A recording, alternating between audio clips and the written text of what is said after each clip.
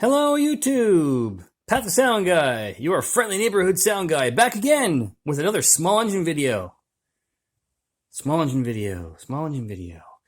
We have a carburetor. Carburetor. This is the carburetor I see most often. This is a Tecumseh carburetor for your standard snowblower engine made by Tecumseh, which is no longer in business, of course. The only thing you get that's Tecumseh now is the parts. They're owned by another company. They don't make the engines anymore, but they do make the parts. So here we go. We've got a carb kit. This is a very simple carb kit. This is the needle and seat kit, as it's referred to. So you've got all the little goodies you need to do a quick, easy clean up of this guy. So we have a 631021B, 631021 Bravo needle and seat kit. And we're going to put this in there today. We're going to clean this up a little bit. We've got the bowl nut gasket. We've got the bowl seal on there. That's the gasket. We've got the small little rubber seat. We've got the needle and its retainer clip. Well, we're going to get on this guy. You don't need many tools for this. I normally do this with the carburetor right on the machine. I never take the carburetors off a lot of the time because most of the time they only need a quick going over, both jets cleared, and you're good to go, which is what we're going to do here. I just had a spare engine that was basically blown up that I want this carburetor to use for something else. So we have a great opportunity to do a video about how to put a new carb kit in it and how to just a quick and easy, quick clean. I have another video about how to, where it shows this right on the engine, about how just to clean that bowl nut and get it up and running. Real simple. So anyway, I leave this right on the machine, but if you're going to take this off, I generally take these right off with the intake tube attached because there's just a couple of bolts here. This was 2 T30 Torx, and this whole come right off gently. You mark, let's see if you got here, I marked the hole on this assembly here on the throttle, exactly where that linkage came from. That way, when I put it back on, I know where that came from, and it's really simple. Sometimes you can just look and see how it's worn, and you'll be able to see, but why take that chance not to be able to understand where it came from? Next, we've got a few tools here. You don't need any of all these tools, but a couple of them do help. You're definitely going to need this 1/2 inch wrench that gets the main jet bowl nut off the bottom. Torch tip cleaners are kind of essential. These are extremely inexpensive and very readily available at most hardware stores. So this is going to be how you're going to clean our jets. A lot of you have seen those before. I've got a small screwdriver to pull out the idle jet, or as we call it, the pilot jet. I have a 1/8 drill bit to remove the old seat. Now, you don't need the drill bit if you have one of the proper tools, but if you're just a regular homeowner, regular person, you're not likely going to have the Tecumseh tool for doing the putting the seats in and out. So this guy is optional, but unless you're doing it like me all the time, you don't need one. I did it without one of these for many years, and I finally ordered one for my supplier. So that's something. But you need the 1/8 drill bit. That will get you to pull that seat out. And you need something to put the seat back in. And if you had regular drill bits, like the other drill bits are out inside the house, so I need something to put the seat back in to the carburetor with. And I've got a spare carb body here, so you can see there's the seat there.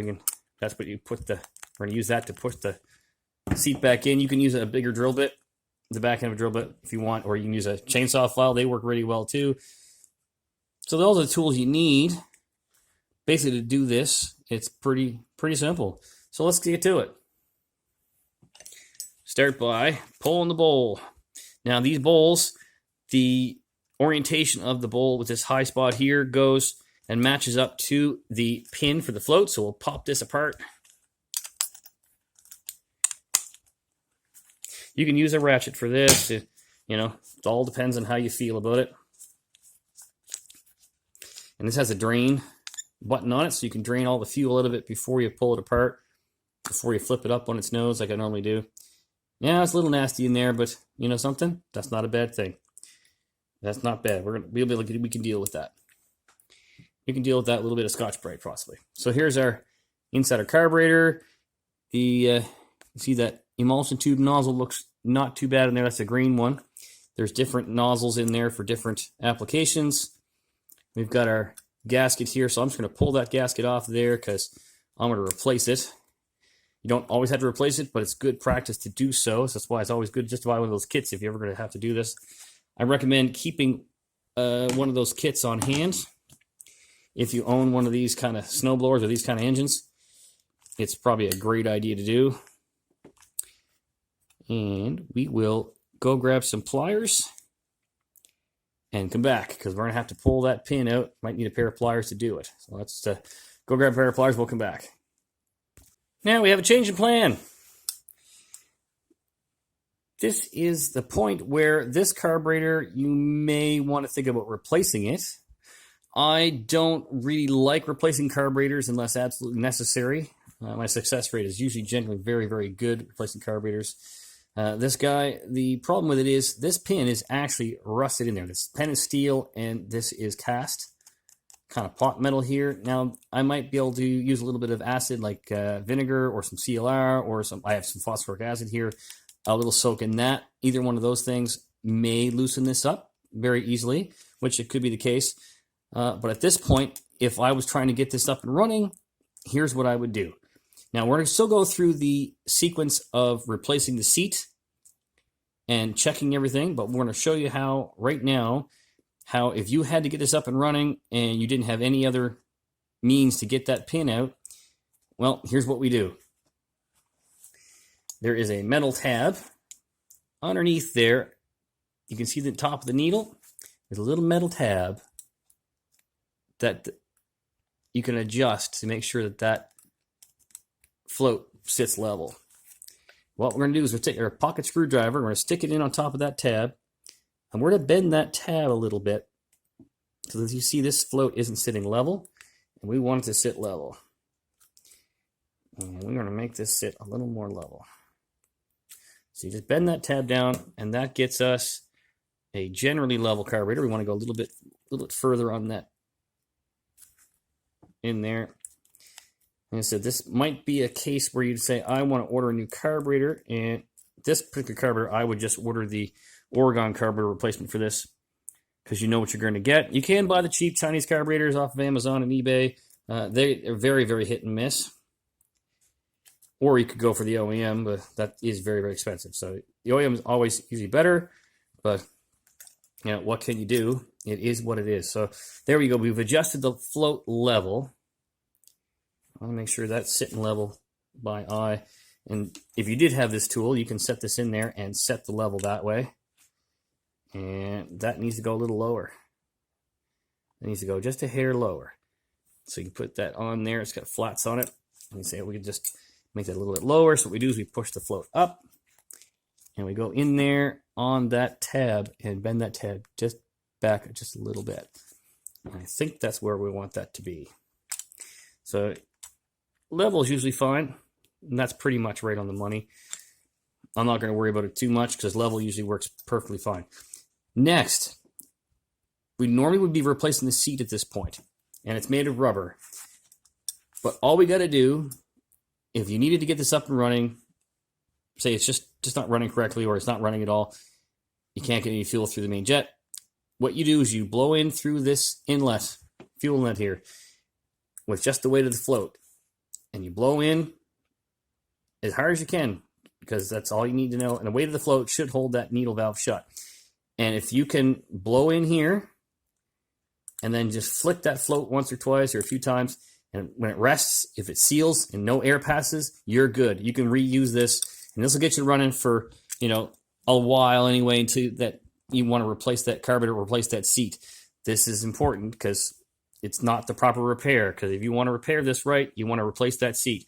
But if you don't have a choice and you can't get that apart, that's what you do. You check that to make sure it seals properly, set that float level, and we can clean both jets and put it back together, and it's going to run. Most likely. Because sometimes if you've got some passages blocked off in here, we're not going to cover that in this video because, well, most people aren't going to want to take a Welsh plug out here and clean all in here. Make sure that little vent hole there is clear. It usually is. If it was running before and it's just not running now and it has been sitting all that long, well, this is the way to go. So next step, we were going to cover how to replace the seat. We're going to go take, I've got 2 spare carb bodies here, so we can show you that process right now, right here, how to do it.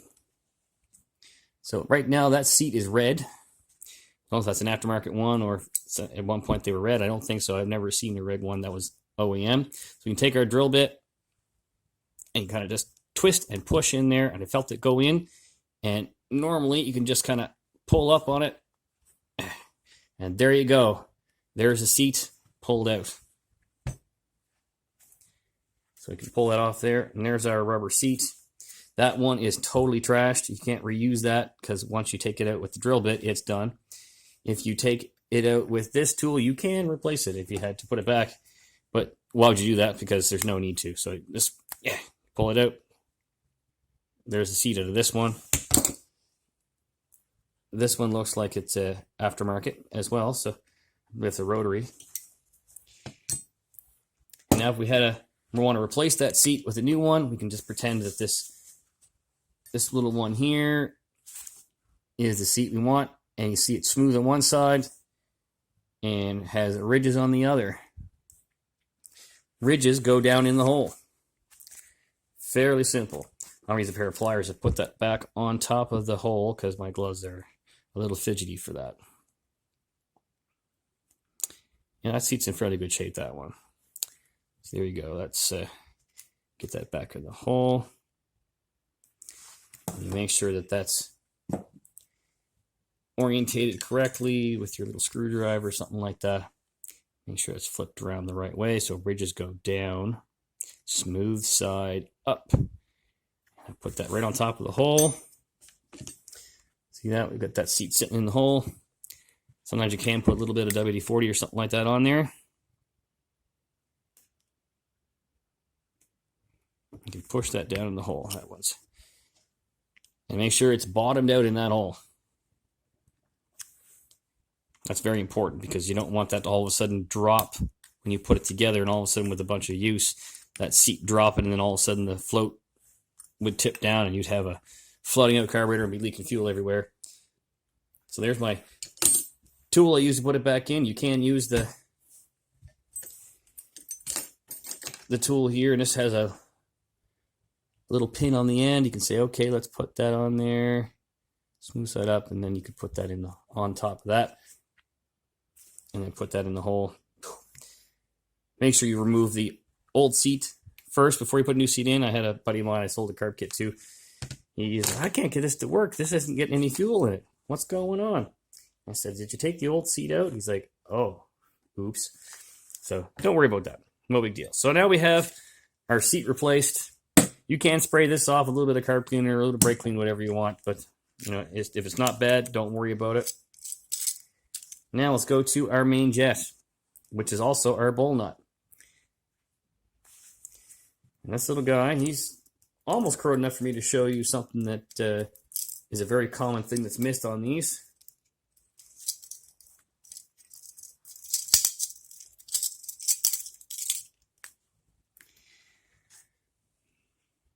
So you see down inside there, a little hole.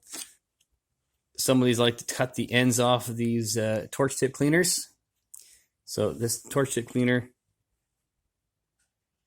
they generally have a small amount of non-ridged metal on the end. So sometimes you might want to cut that off with a pair of side cutters. And when you go into that hole, you'll be able to have all the little ridges to help kind of ream that out, file it, and get all the junk. So that one's a little too small for that main orifice in there to really get that clear. But what we're looking for right now is this little guy right here. That little hole there is very important. And it's often missed because it's right here at the top of these threads. And that one is nice and clear. And what we're going to do is we're going to actually take and cut the end off of our files right now.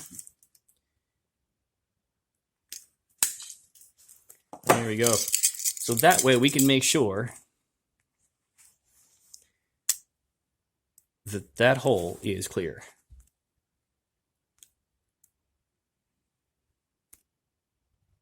They can be covered with junk. and corrosion. So you want to kind of clean it out, make sure it's really clear. You can see it go down into the main part of it. They're often plugged, and that will make it run very, very poorly. Now we go through our sizes and find the next size up that will fit in that hole nicely, and you might want to take and ream it out just a little bit. Just kind of put some side pressure on everything. Just make sure it's clear. We'll go next size up. What's the next one up? So these torch tip cleaners are worth their weight in gold if you ever have to do this job. It's worth going to buy a set of them. If you don't already have a set and you have a machine like this, just to have them. There you go. And then we just ream that out a little bit. Ream this out a little bit here. You can spray that little bit of carb cleaner and wipe all that corrosion and junk off of there, whatever's stuck on there. So that's clean. Take a little bit of new cleaner of your choice. I like the brake clean because it doesn't swell rubber parts. There you go. It's good to have a little bit of, clean it up a little bit. That cleans a bunch of that junk off of there. You can clean that out a little bit. A little bit of residue in that. Yum, yum, yum. Yum, yum, yum, yum. Take a little piece of Scotch-Brite. And see most of that junk come off of there. You wipe that with a rag, and, you know, like a little bit of Scotch-Brite to kind of clean anything off the bottom of the bowl. And you can replace these bowls. They're very inexpensive. I stock a few bowls here, just so if I have one that's rotten through on the bottom, that I can replace it. So I get a little clean there. Clean all that junk out of there.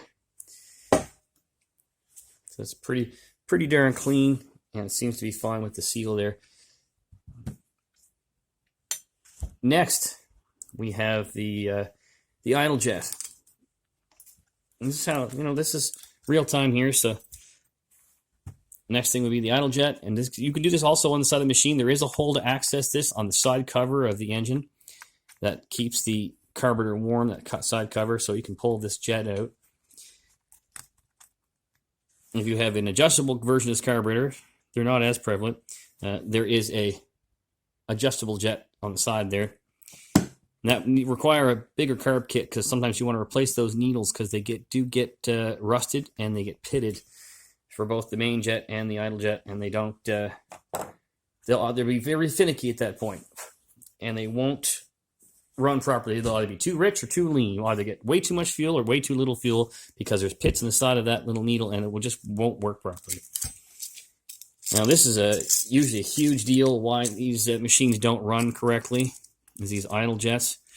It makes them very hard to start when these are plugged up. So we find one of these that fits in the hole, and that one's too big. Very smallest one. Now, I usually use, for this purpose, micro drills. But your average person is not going to have a set of micro drills, and they're harder to come by. Sometimes you can't just find them at the local hardware store. There you go. This seems to fit inside that little orifice in there. And these tend to get plugged. And this smallest jet drill, you can just put some side pressure on it, spin around, and kind of pull up on it as you put side pressure on it. Make sure that is clean as a whistle all the way around. The slightest bit of buildup in this would make this not run correctly. Like I said, it'd be hard to start. If it's plugged, it won't want to start easily at all. So just kind of, you don't need to ream it out, but if you're having real troubles, and even after you clean it, ream it a little bit and just make it a little hair oversized. Sometimes when the engine gets old, they like a little more fuel. Bammo. And you can spray a little bit, especially if you have a carb cleaner with a straw on it, or brake cleaner with a straw on it. You can clean it out. You can use a little compressed air. You don't always have compressed air. You could be doing this at the in your backyard, and you might not have an air compressor. So compressed air at this point is not all that important, because what you're going to do is, this is just sometimes just a thing you might want to do just to try and get it running. And put that in and just snug it down. Don't tighten it up too tight. You don't want to strip nothing.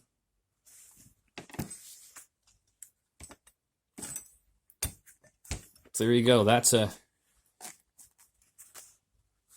that's something we would do. Now, if we already would have put our new seat in, we would have put our float back in, we would put our pin back in, and put the needle back in with its retainer clip. And next, we are going to put new gasket on this. So we'll just pretend that we put a new seat in this carburetor. We'll put our bowl gasket on there. Now, something I like to do with these, this is a little tricky when it's on the machine. I won't lie. I do have another video showing me doing this on the machine that we will release about the same time as this video, or maybe combine the two videos together, maybe. We shall see. So there you go. You got that on there. And we'll grab ourselves a little bit of WD-40 or something along those lines. I like to use WD-40 on these bowls. Just put a little WD-40 all around here. Perhaps onto that, just around that edge. Just a little bit lubrication. It's not a complete proper lubricant, but a little bit of that on here goes a long way to make that bowl slide on real nice.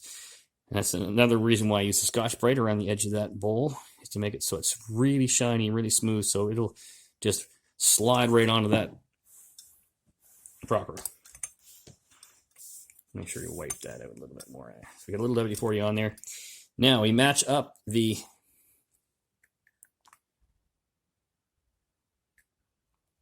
that ridge on there with the float pin, and if you watch, that'll just slide. Keep it even. There you go. A little jiggle that slides right on there, and we'll peel our old gasket off.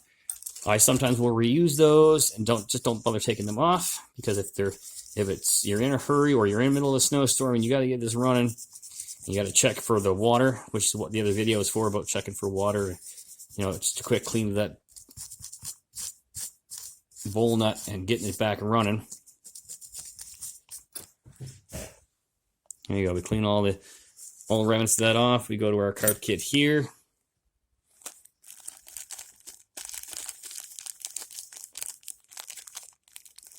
We put our new bowl gasket on there.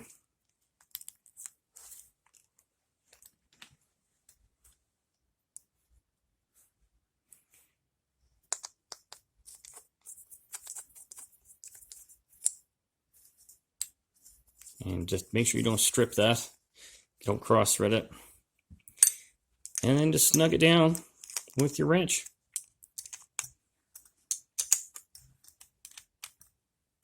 Just a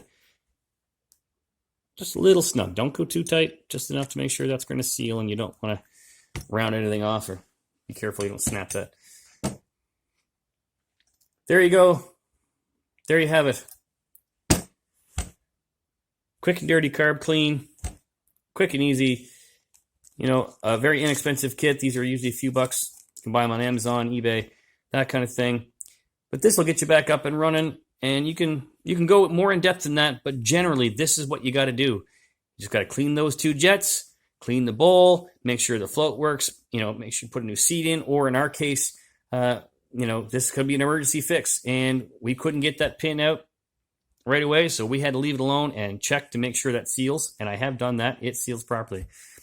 That you know, this is now ready to put back on the machine, or it could be still on the machine at this point. It's one of those kind of things. If you're in trouble and you want to get your snow cleared, that's sometimes what you got to do. You might have to leave something alone, or you might have to replace the carburetor at that point if you can't get that pin out and that seat is done. That might be something that you might have to replace. Like I say again, I hate replacing carburetors, but if it's broke, it's broke. And that's what it is. So there you have it. A carburetor cleaned, put back on, and ready to rock and roll. Simple as that. Thanks for watching, everyone. Please leave a comment down below, a thumbs up. Let me know what you think of this video and other videos, and let me know what other videos you'd like to see from me. You may want to see some videos about audio. You may want to see some small engine videos. Let me know. Comments below. Love comments. And as always, rock on. We'll catch you on the next one.